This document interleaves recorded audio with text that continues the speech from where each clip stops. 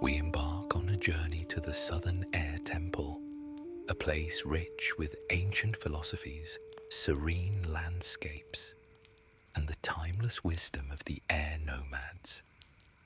It is a place of tranquility during a time when the world was harmoniously divided into four nations, a time when the sounds of laughter and the soft hum of monks in meditation filled the air, creating a symphony of peace. However, that peace was nearing a devastating end, and everything was about to change forever.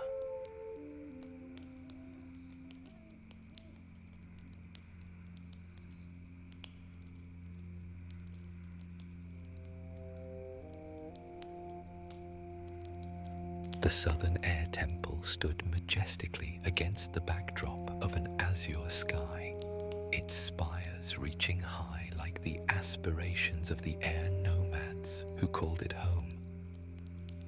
In the courtyard, a group of youngsters gathered, their faces alight with curiosity and joy. "Do you think Gyatso will teach us a new airbending technique today?" one asked, his eyes sparkling with anticipation. "I hope so. I want to learn how to glide like the birds," another chimed in, mimicking the flapping of wings with exaggerated gestures. Their laughter echoed softly, carried by the wind to the two approaching figures. Monk Gyatso walked towards his eager students while his favorite pupil kept pace alongside him. "Master Gyatso, as the Avatar, how am I supposed to keep the peace?" Aang asked, his voice a mixture of fear and confusion. "Sometimes it feels like the world around us is anything but peaceful." Gyatso's lips curled into a warm smile, his eyes twinkling with wisdom. "My dear Aang, peace is a journey, not a destination. It begins within us." He reached out, halting their pace with a gentle touch. "Non-violence is not just about avoiding conflict," Gyatso continued. "It's about understanding the hearts of others, even when their actions seem harsh." Aang nodded slowly, his brow furrowing in thought. "But what if someone tries to hurt you or your friends? How can you stay peaceful then?" "Ah, that is the heart of the matter," Gyatso replied. "True strength lies in the ability to choose compassion over retaliation. It takes great courage to extend your hand in friendship when faced with hostility." Aang looked up, his expression shifting as understanding blossomed in his eyes. "So, it's about finding a way to reach out to them, even if they seem lost." "Precisely." Gyatso smiled, pride swelling in his chest. "You are learning to see the world as it is, a dance of energies, each one deserving of recognition and respect. Embrace that philosophy and you will find peace not just for yourself, but for those around you." Aang's face brightened, his playful nature rekindling. "I want to help everyone feel the peace that we share here at the temple. And that, my young friend, is the first step towards becoming a true avatar," Gyatso replied, placing a gentle hand on his shoulder. "Now, why don't you join us for today's lesson? I'll be showing a new glider trick." Aang's expression lit up as he followed him toward the training ground.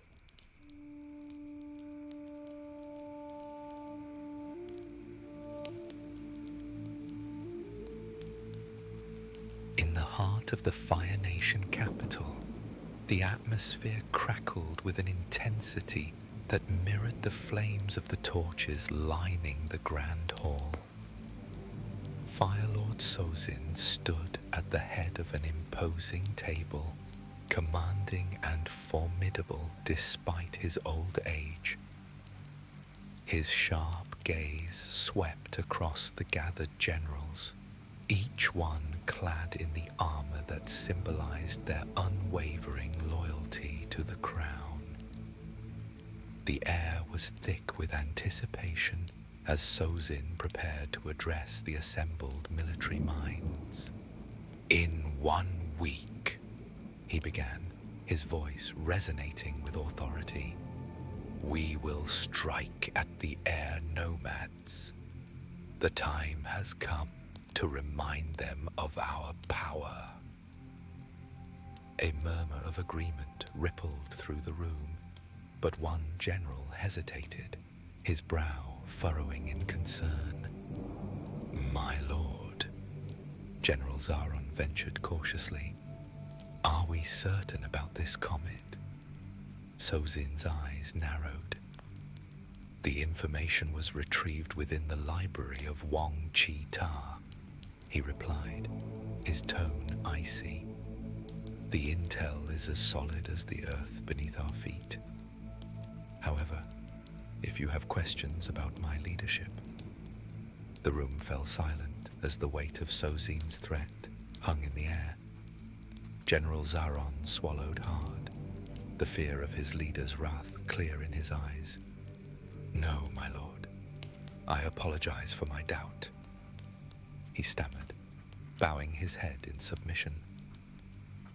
Sozin's demeanor softened slightly, but only for a moment.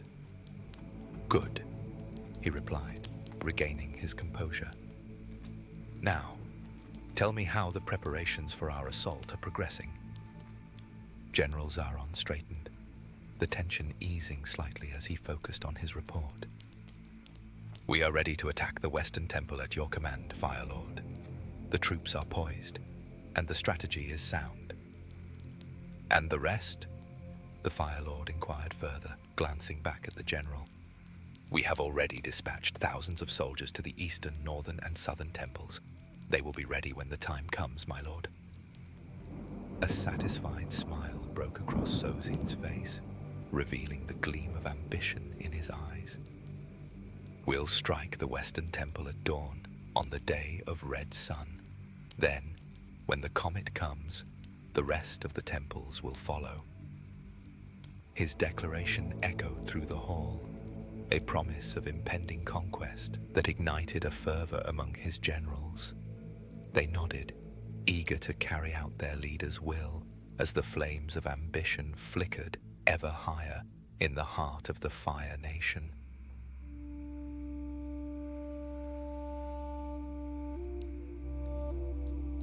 Dawn's light broke across the sky as Monk Gyatso, his gaze thoughtful and expression gentle, led Aang to a charming little garden tucked away inside the temple's boundaries.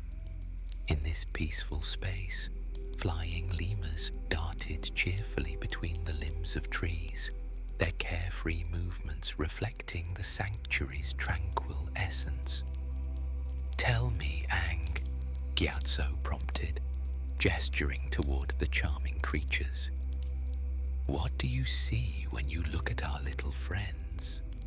The lemurs, with their delicate wings and curious faces, were sharing the ripe fruit without a hint of quarrel, a remarkable feat given their naturally competitive nature. The young avatar tilted his head, his brow furrowing in thought as he observed their behavior. They seem happy, even though there isn't enough fruit for all of them. "They're taking turns," he replied, a glimmer of understanding dawning in his bright eyes. "Precisely." Gyatso's robes rustled softly as he knelt beside a flowering bush. "Nature teaches us that harmony isn't found through dominance, but through understanding."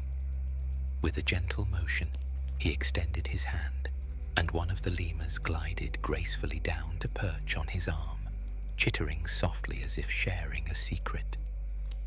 "Even these these simple creatures know that peace brings greater rewards than conflict.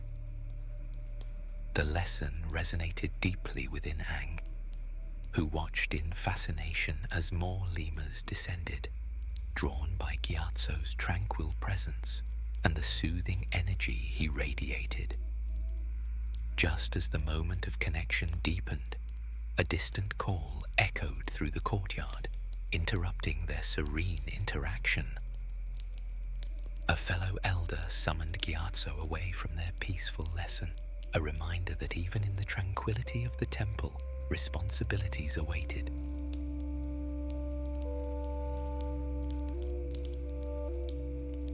Gyatso stood before the council of elders, his heart heavy with a sense of impending loss.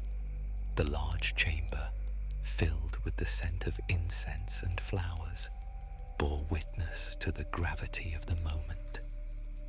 "I will do what is best for Aang," he proclaimed, his voice steady yet tinged with emotion. One elder, his brow furrowed with concern, replied, "Yes, but what we need is what's best for the world." The weight of their decision hung in the air like a storm cloud, casting a shadow over his resolve. As the meeting concluded, Gyatso felt a flicker of rebellion ignite within him. He could not let this decision stand, not when it meant tearing him away from the boy he had come to love like a son. Hours later, he rushed from his chamber, intent on finding Aang and sharing the truth of the council's decision. However, as he entered his quarters, a sense of dread overcame him. There, resting on Aang's neatly made bed, lay a note. Gyatso's heart sank as he read the hastily scribbled words. "No, Aang," he whispered, looking out the window toward the coming storm.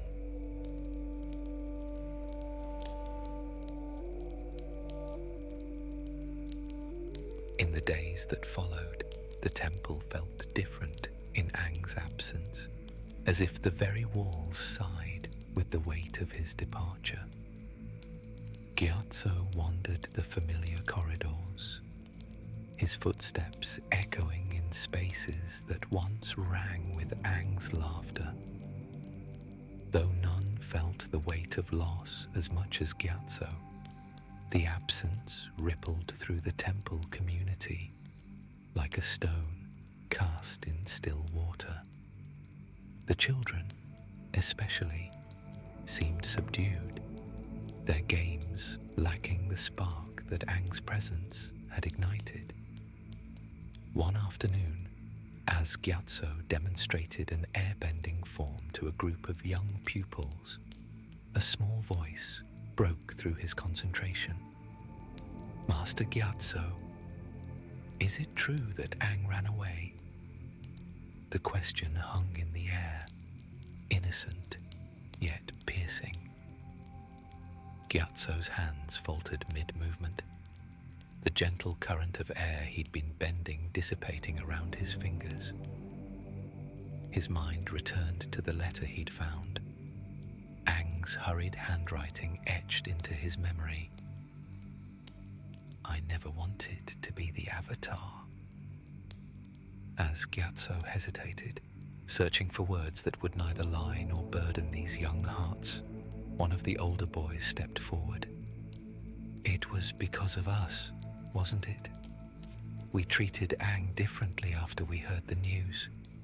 Another boy nodded, eyes downcast. "Yeah, we stopped playing with him." "We did," several voices admitted in unison, shame coloring their words. Gyatso knelt, bringing himself to their level, his eyes soft with understanding. "No, young ones, Aang's departure was not your doing." He placed a gentle hand on the nearest child's shoulder. "There are good reasons why the Avatar is never meant to be informed of their identity until until their 17th birthday. A curious young airbender with bright eyes tilted his head. Then why was Aang told so early? Gyatso released a long sigh, the weight of recent council meetings pressing upon him. Because storm clouds are brewing, and the world may need Aang sooner than expected. As the children dispersed to continue their training, Gyatso remained kneeling, his gaze drifting toward the western horizon. There, beyond the mountains that had sheltered the Air Nomads for generations, lay the Fire Nation, and perhaps the answers to the unease that had settled in his heart.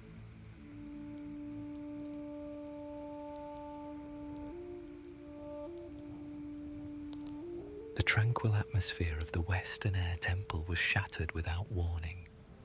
A serene morning quickly transformed into a cacophony of chaos. The sun, which had bathed the temple in warm golden light, now bore witness to the brutal assault from above. From the cliff's edge, combustion benders unleashed devastating blasts, their deadly barrage striking the temple's ancient stone walls with explosive force. Dust and debris filled the air as the once magnificent structure trembled under the onslaught, the intricate carvings and symbols of the Air Nomads crumbling before the might of the Fire Nation. Amidst the chaos, the unmistakable figure of Fire Lord Sozin stood resolute, a commanding presence against the backdrop of destruction. His eyes gleamed with a ruthless determination, and his voice resonated with authority. "No survivors!" he bellowed, a decree that echoed ominously through the smoke-filled air. The words were a chilling reminder of his ambition, a testament to the lengths he would go to secure his dominance over the world. As the temple's guardians rushed to defend their home, a group of airbenders attempted to flee, their hearts pounding with fear. Sozin set upon them, summoning a wave of flames that arced through the air, striking them down with devastating efficiency. "Push forward," Sozin commanded, his voice a chilling blend of pride and malice. They leapt from the cliffs, cascading downwards while unleashing a torrent of flames. The air was thick with smoke, the cries of the defenders mingling with the roar of flames, painting a grim portrait of impending destruction.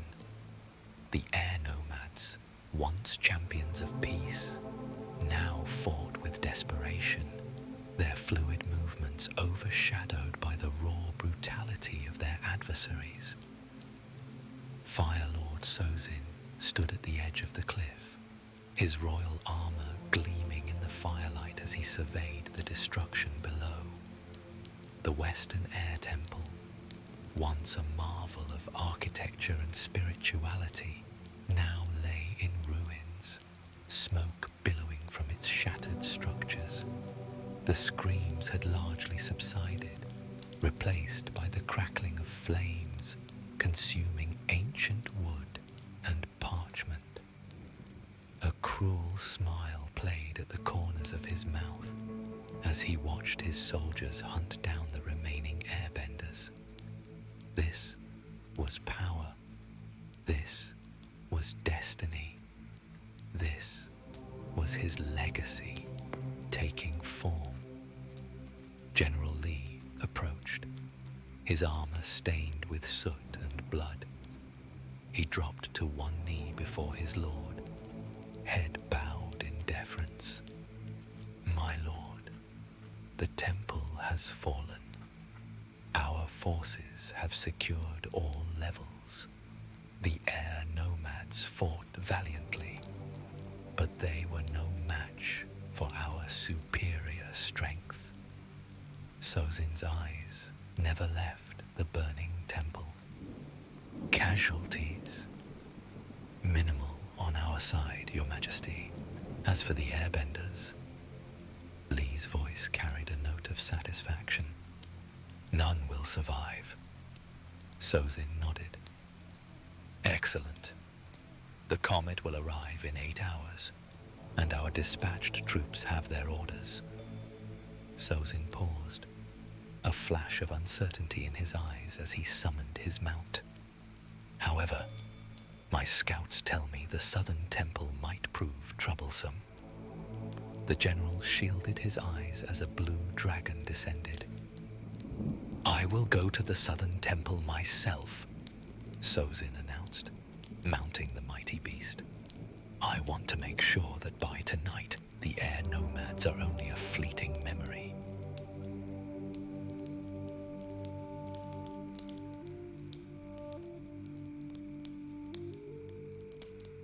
In a lone, secluded mountain tower between the western and southern air temples, Monk Gan sat in meditation. The small chamber, adorned with simple tapestries, had been his sanctuary for nearly a decade. Lately, troubling visions of a comet had been disturbing his meditation, and this time was no different. However, before he could reflect on the ominous vision, the air around him suddenly shifted, not from any natural breeze, but from the unmistakable presence of spiritual energy. Before him materialized a translucent blue figure, her familiar features etched with fear. Gan, my love, please, you must listen. The astral projection of Ming, her voice echoing as if from across a great distance, broke through his meditative state. Gan's heart stilled at both her words and the confession of their shared love, a bond they had kept hidden from their fellow monks for years. What is it? He urged, rising to his feet. Gan, you must warn the other temples. We are being attacked by the Fire Nation. Her form flickered, the connection between them wavering. Ming, you must flee the temple at once. I will come and get you, and we can warn the others together, he pleaded, reaching toward her ghostly image. No, she breathed, her eyes reflecting a terrible resignation. It is too late. The temple is surrounded. You must promise me you won't come. Her voice remained insistent, but Gan couldn't help but protest. Ming, I can't. I love. Before he could finish, her astral form arched back violently, a harsh scream escaping her lips as her projection slowly disappeared, as if turning to ash. The blue light that had illuminated the chamber faded, leaving only darkness and the echo of her final cry. Monk Gan gasped, reaching out to his lost love, tears overtaking sight like a dam bursting under insurmountable weight. He collapsed to his knees, a guttural sob tearing from his throat as the reality of what he had witnessed crashed over him. With a heavy heart, Gan steeled himself, preparing to project his spirit a vast distance. He arranged his body in the lotus position, hands forming the ancient mudra of spiritual projection. He knew that sending his astral projection to the southern temple would take all his energy and perhaps his very life. However, with the loss of his hidden love, Ming, he was willing to pay whatever price was needed to send a warning to Gyatso and the rest of the Air Nomads.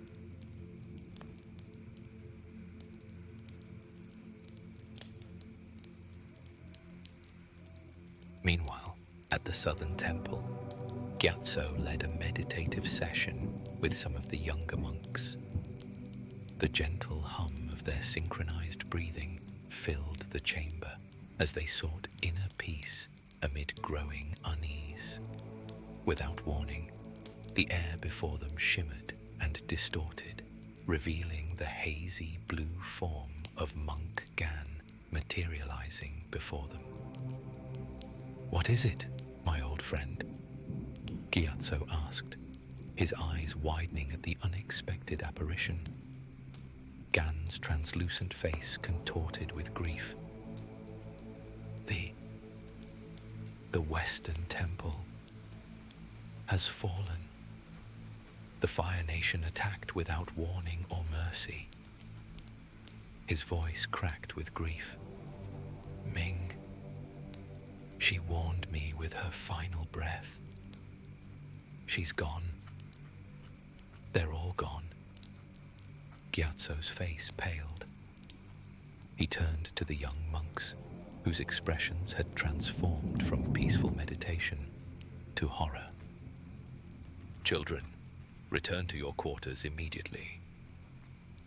After the young airbenders hurried from the chamber, Gyatso approached Gan's flickering form.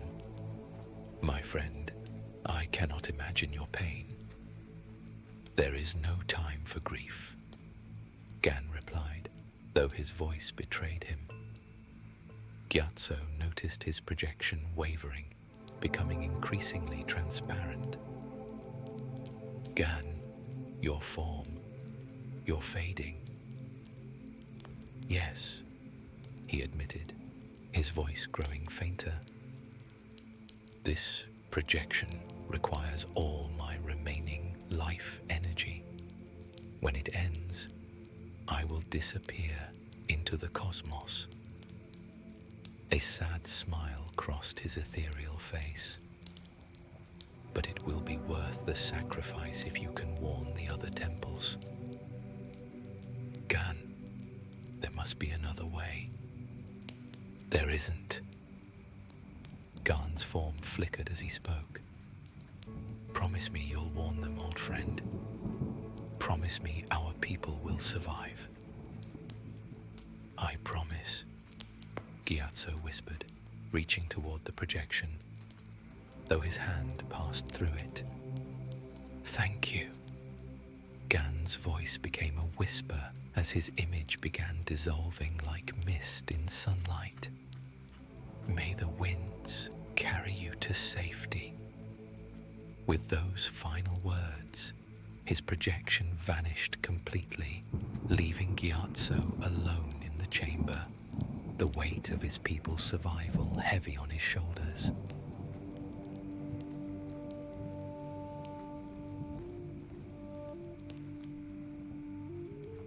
Throughout the temple, chaos reigned in response to Gyatso's grim news. The peaceful morning routine had transformed into frenzied activity.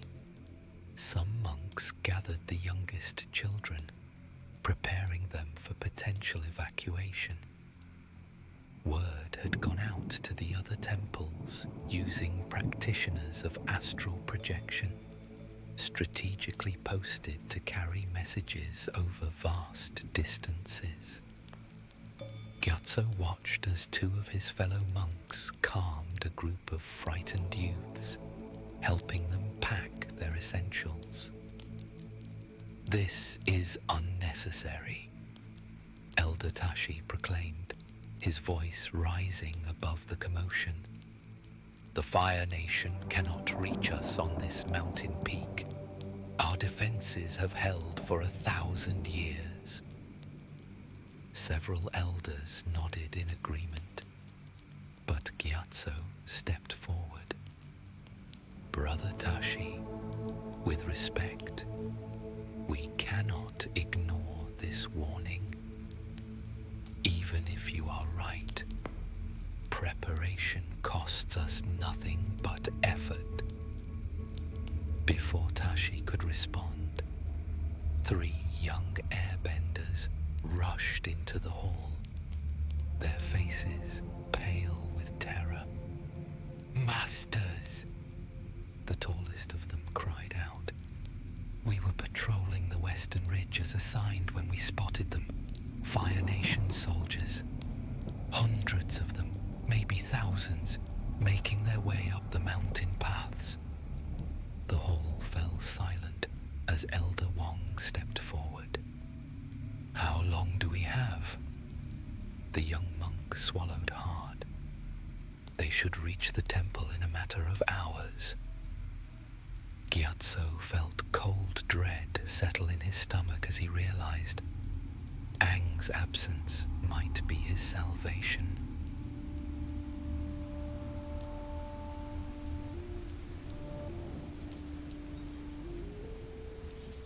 Hours later, Gyatso stood atop the ancient stone walls of the southern air temple, his robes billowing in the mountain wind.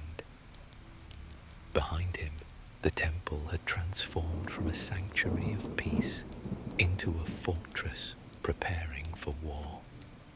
The youngest children and several elders had already departed on Sky Bison, their silhouettes growing smaller against the darkening sky.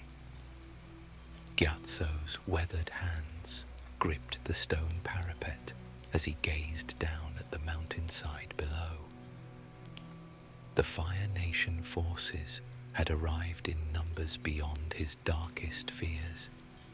Thousands of soldiers in crimson armor, forming a sea of red that surrounded the base of their sacred mountain. Their banners fluttered in the wind, each emblazoned with the unmistakable emblem of Firelord Sozin. "Let them come," one of the younger monks declared, his voice carrying more bravado than wisdom. "They'll exhaust themselves before reaching halfway up our mountain paths." Several others murmured in agreement, but Gyatso remained silent, his eyes narrowing with concern. "Do not underestimate our enemy," Gyatso warned, his voice calm yet heavy with foreboding. They did not come this far to be defeated by geography.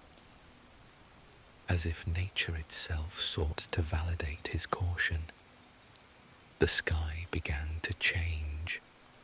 What started as a peculiar reddish tint to the clouds quickly intensified, the heavens themselves seeming to catch fire. The sun, though setting, appeared to grow brighter rather than dimmer, its light bleeding into an otherworldly crimson that bathed the temple in blood-red illumination. "A comet!" Gyatso gasped in realization, a chill running through his body despite the suddenly warming air. The effect on the Fire Nation forces was immediate and terrifying. The soldiers at the mountain's base suddenly erupted with flame, not as weapons, but from their hands and feet. Like demons born of fire, they began ascending, propelled upward at impossible speeds by jets of flame that the comet had empowered to unnatural strength.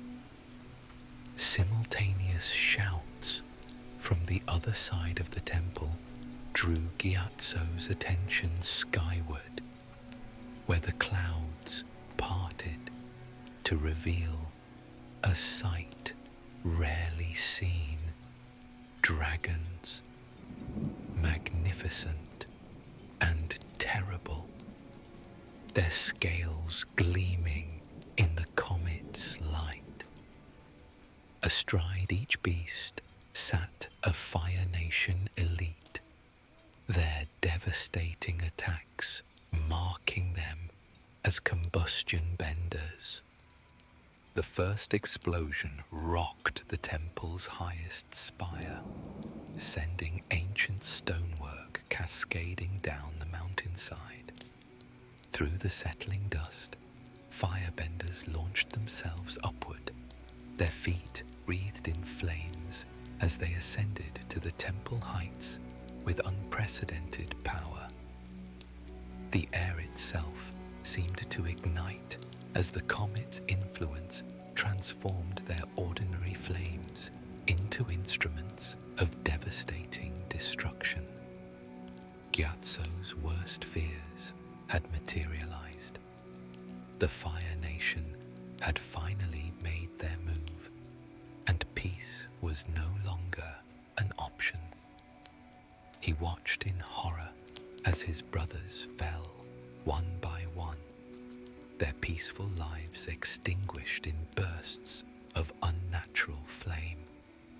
These were men who had spent decades in meditation, who had harmed no living creature, who had dedicated themselves to harmony with the world. Now they lay broken on the ancient stones they had polished with reverent hands for generations. Something primal stirred within him, an emotion he had spent a lifetime learning to control. The Fire Nation soldiers advanced through the sacred halls, their faces masks of cruel indifference as they destroyed centuries of Air Nomad history and wisdom. Each fallen monk was not just a colleague, but a friend, a teacher, a keeper of traditions that were now being systematically erased. Gyatso's practiced serenity shattered. His hands trembled not with fear, but with a fury so profound it threatened to consume him. The pacifistic teachings he had embodied for decades seemed suddenly hollow in the face of such merciless slaughter. His eyes narrowed as he watched another young monk fall, and in that moment, the gentle master became something he had never thought possible, a warrior consumed by righteous rage. Gyatso moved like a gust of wind, darting toward the nearest soldier with blinding speed. With a fluid motion, he struck out, his palm meeting flesh with a force that sent shockwaves rippling through the attacker's body. The soldier staggered back, his bones vibrating violently before they shattered into lethal shards. The battlefield became a whirlwind of chaos as Gyatso transformed from a peaceful monk into a one-man army. He leapt into action, each blow calculated and deliberate. Each breath summoned gusts that knocked back multiple attackers at once. "Fall back!" one soldier shouted in panic as Gyatso twisted mid-air, sending torrents of wind that swept through their ranks like an angry tempest. Flames clashed against powerful gales as he propelled himself forward again and again, weaving between soldiers with deadly grace. They fell like dominoes before him, disoriented and overwhelmed by his ferocity. Gyatso's fists became a blur as he unleashed a series of fierce punches, each one finding its mark on the Fire Nation soldiers with unerring precision. With every strike, he channeled his airbending, creating devastating currents that rippled through their bodies one at a time.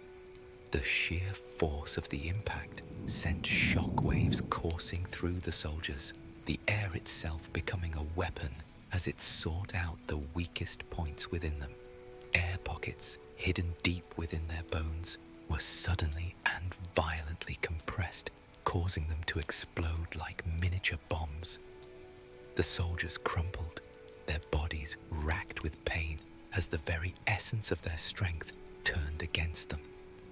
Bone fragments, now lethal shrapnel, tore through their ranks, buffeting those nearby and sowing chaos among the enemy lines.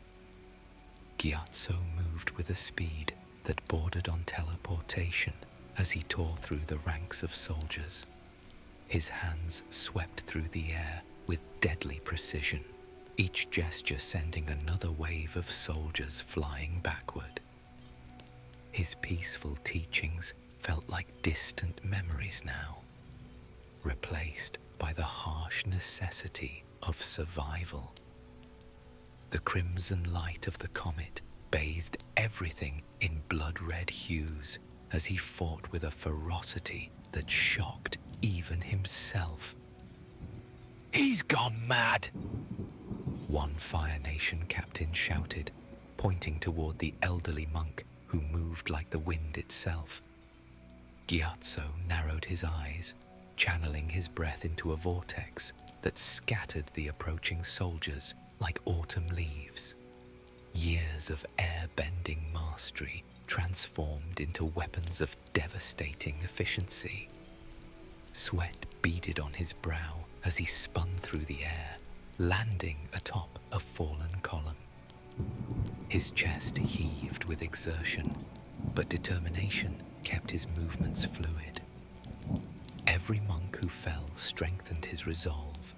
Every sacred text burned, fueled his defense. Then, almost imperceptibly, the crimson light began to fade. The comet, Sozin's instrument of destruction, was completing its passage through the skies. Gyatso noticed the change immediately as a firebender's attack, which moments ago would have created an inferno, produced only a manageable flame. The Fire Nation soldiers noticed too. Their attacks grew tentative, uncertain without the comet's enhancement. Officers exchanged worried glances as their supernatural advantage slipped away with the darkening sky. "The comet is passing," a soldier's panic-stricken voice cut through the battlefield. Gyatso seized the moment. With calculated movements, he swept his arms upward, creating a thick cloud of dust and debris that engulfed the courtyard. Under this cover, he propelled himself backward toward the meditation sanctuary, one of the few structures still standing amid the destruction. The ancient wooden doors creaked as Gyatso slipped inside, his footsteps echoing in the empty hall. Statues of previous masters looked down upon him, silent witnesses to the temple's darkest hour. Outside, a group of soldiers gathered at the entrance, their previous confidence replaced by hesitation. "He went in there," one whispered, pointing toward the sanctuary doors.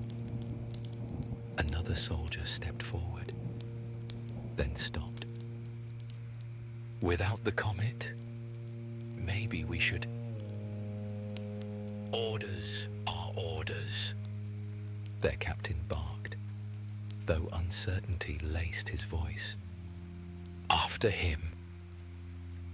The chamber they entered was dark, the air thick with the scent of ancient incense and the faint echoes of long-forgotten chants.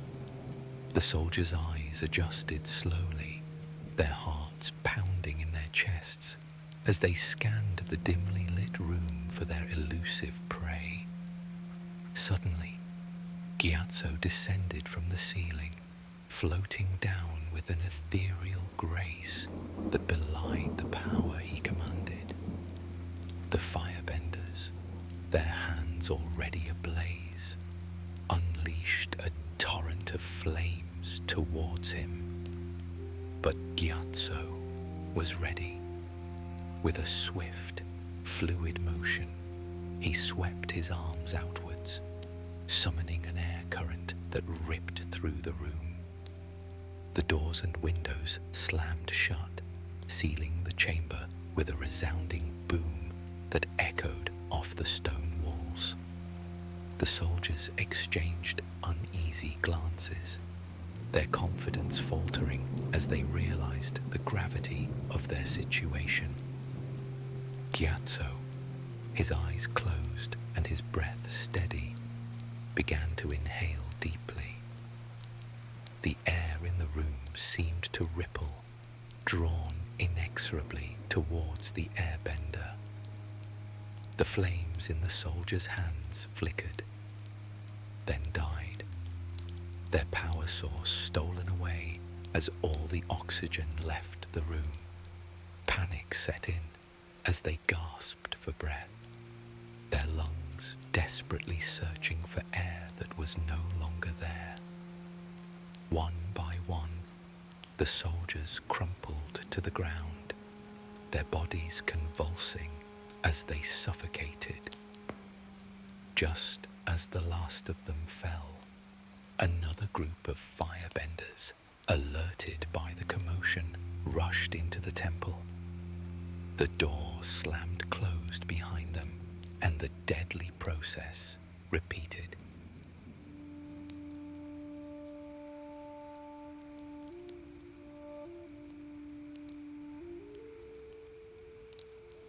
Moments later, Gyatso surveyed the grim scene before him, the bodies of the fallen Fire Nation soldiers lying strewn across the temple floor like discarded puppets, their lifeless forms a stark reminder of the violence that had unfolded. A deep crisis of conscience welled up within him, a tumultuous storm of conflicting thoughts and emotions, the early lessons of peace and non-violence, which he had so fervently imparted to his students, reverberated in his mind, echoing like haunting whispers that mocked the cruel tactics he had just employed. As he stood amidst the silence, the weight of his actions pressed heavily upon his heart, igniting a fierce resolve within him. With each labored breath, Gyatso vowed to embrace more honorable methods in the battles to come, determined to uphold the very principles he had dedicated his life to teaching. The path ahead would not be easy, but he knew that true strength lay not in domination, but in the courage to protect and preserve the sanctity of life. Amidst the chaos of battle, the air thickened with tension and smoke, casting a veil over the once sacred grounds of the Southern Air Temple. Gyatso's fierce determination raged like a storm as he battled the invading soldiers, each strike resonating with purpose. But just as victory seemed within reach, a shadow loomed larger than life above him. With a roar that echoed through the mountains, Fire Lord Sozin descended on his dragon, a creature of fire and fury. The beast's wings beat against the wind, stirring up a whirlwind of ash and debris. As they landed on the highest peak of the temple, Sozin's gaze pierced through the chaos, locking onto Gyatso with an intensity that sent chills down the monk's spine. So, this is the legendary monk, Sozin declared, his voice smooth yet laced with menace. You possess quite a remarkable power. Gyatso straightened his back, heart pounding in his chest. Your reign of destruction ends here, he replied firmly, grounding himself against the palpable force radiating from Sozin. The Fire Lord dismounted his dragon gracefully, surveying the wreckage around them with detached amusement. Destruction or liberation? He smirked as he took a step forward. You cling to your ideals while chaos reigns. Tell me, what good are principles when faced with such overwhelming ambition? Ambition at the cost of innocent lives is tyranny, Gyatso countered, fists clenched at his sides. The Fire Lord chuckled darkly. Such noble sentiments. But tell me, can you truly stand against me without succumbing to your own darkness? In that moment, Gyatso felt it, a tremor within him. The weight of his teachings pressed heavily against his instinct to unleash all his power upon this man who threatened everything he cherished. He hesitated, recalling Aang's bright laughter and innocent spirit. Sozin lunged forward with unexpected speed, flames dancing at his fingertips. Gyatso barely managed to dodge the attack as scorching heat grazed past him. Is this your resolve? Sozin taunted. A moment's hesitation could cost you everything. The air crackled as Gyatso summoned forth a powerful gust to counter Sozin's flames, but instead of unleashing all his might, he tempered it, striking only hard enough to push back without harm. You fight well for someone so reluctant, Sozin sneered as he regained balance. Gyatso felt uncertainty clawing at him. Could he truly face this embodiment of violence while remaining true to himself? Each clash resonated not just in battle, but deep within his soul, a relentless echo of peace struggling against violence in its purest form. The ground shook beneath them as they exchanged blows. Their philosophies clashed as violently as their powers did in an arena fraught with tension and perilous stakes. Each move measured by Gyatso's unwillingness to give in completely to vengeance or destruction.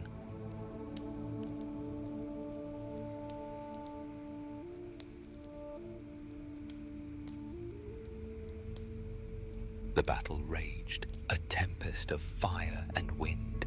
Gyatso danced through the chaos, each movement a careful balance between offense and restraint.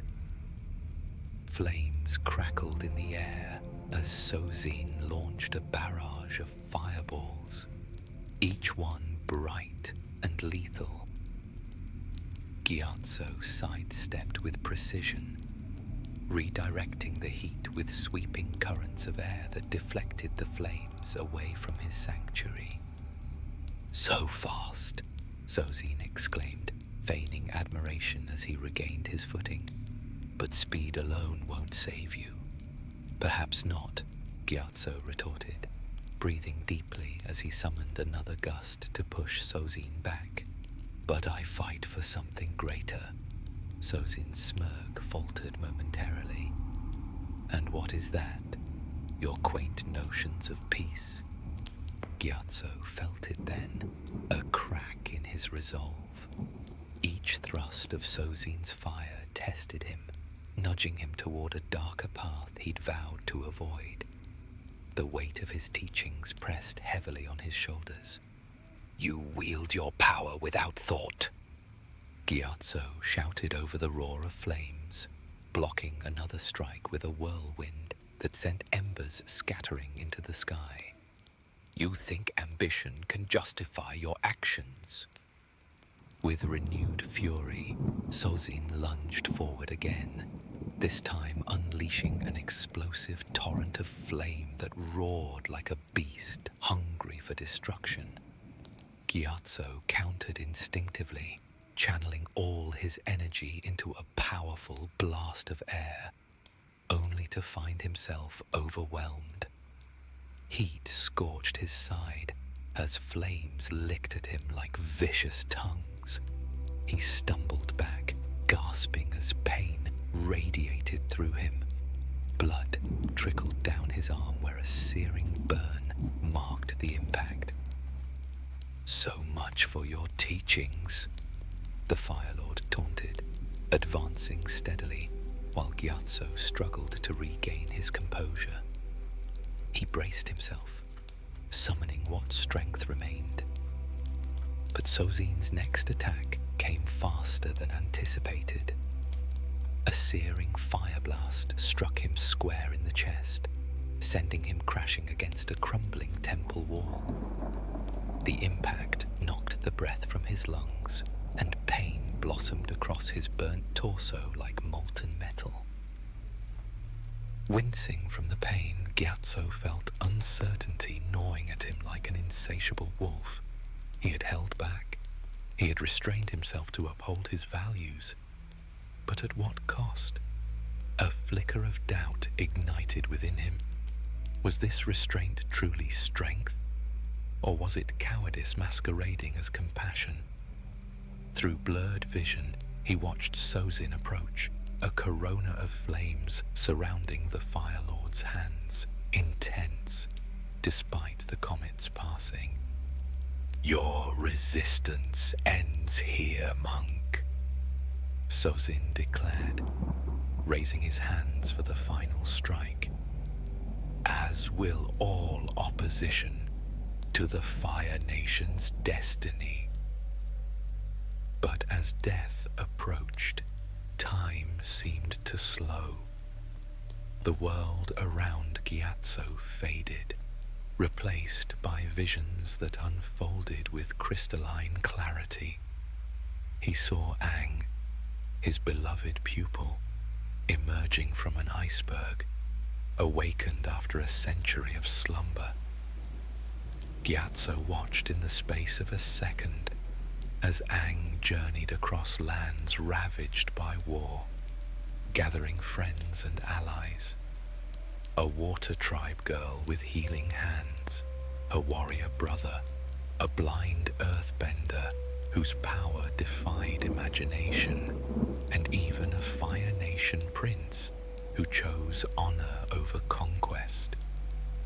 The visions continued, showing Aang mastering the elements one by one, each achievement bringing him closer to his destiny. Gyatso witnessed his pupil's struggles and triumphs, his compassion never wavering even in the face of overwhelming darkness. The final image shone brightest of all, Aang standing victorious, but not through destruction. Instead, the young avatar had found another path, one that preserved life rather than extinguished it. The four nations reunited under a banner of peace, healing wounds inflicted by a century of conflict. "What amuses you in Death's face?" Sozin demanded, confused by the monk's expression.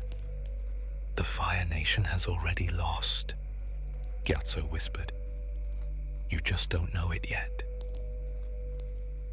As Sozin's flames rushed toward him, Gyatso's lips curved into a serene smile. In his final moment, understanding washed over him like a gentle tide. His restraint, his love, his sacrifice, none were in vain. His teaching would carry forward. His pupil would bring balance. A blissful thought ignited within Gyatso, like the fire that engulfed him. Aang will save the world.